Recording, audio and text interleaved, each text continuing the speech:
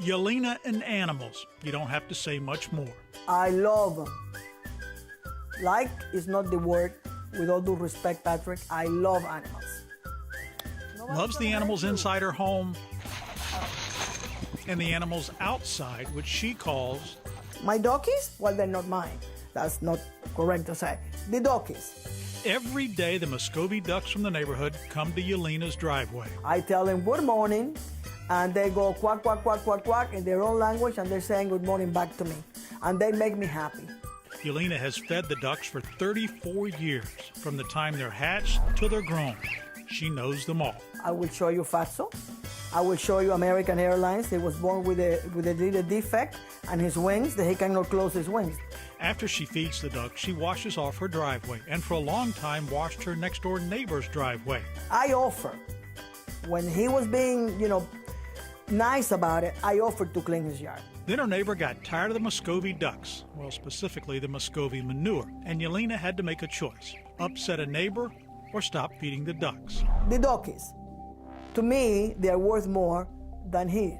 The neighbor apparently complained to the Bent Tree Association, which sent Yelena a letter with these words in bold print: "Neighbors are complaining you must not feed the ducks." "Oh yes, I must," said Yelena. They will go hungry because there's not enough food around here to feed them. Yelena says many of her neighbors also feed the ducks and, like her, don't want to stop. Animals, they're innocent.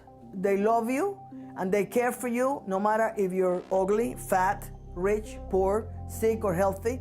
They just don't care. Well, Howard, can Yelena or anyone feed wild Muscovy ducks? Yes, you can, unless your city or association forbids it. If they do not have any rules against it, you can feed the ducks. Yelena's association does not have any rules against it, so she can feed them. If her neighbor does not like that, he would have to sue her.